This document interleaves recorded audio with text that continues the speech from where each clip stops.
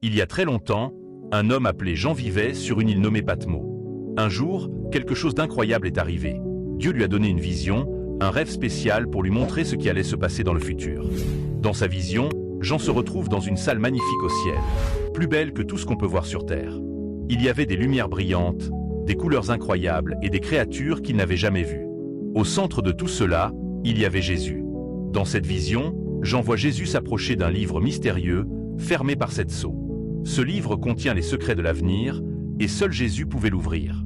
Les 4 premiers sceaux faisaient apparaître 4 cavaliers, la conquête, la guerre, la famine, et enfin la mort.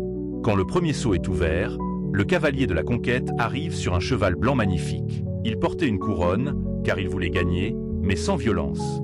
Avec son arc, il voulait apporter la paix et la vérité dans le monde. Mais son chemin n'était pas facile. Tout le monde n'était pas prêt à accepter la lumière. Son voyage montrait le combat entre le bien et le mal. Puis, le deuxième sceau est brisé. La guerre arrive sur un cheval rouge feu avec une grande épée. La guerre apporte des conflits. Elle enlève la paix et pousse les gens à se battre entre eux.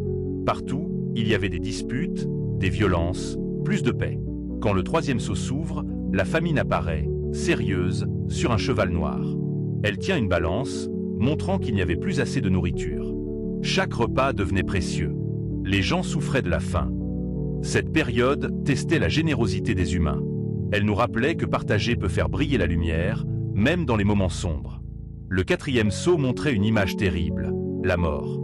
Elle venait sur un cheval pâle, suivi de l'enfer.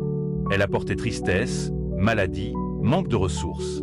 C'était un temps très dur, mais cela nous rappelait combien il est important de prendre soin les uns des autres et de profiter de chaque instant avec ceux qu'on aime.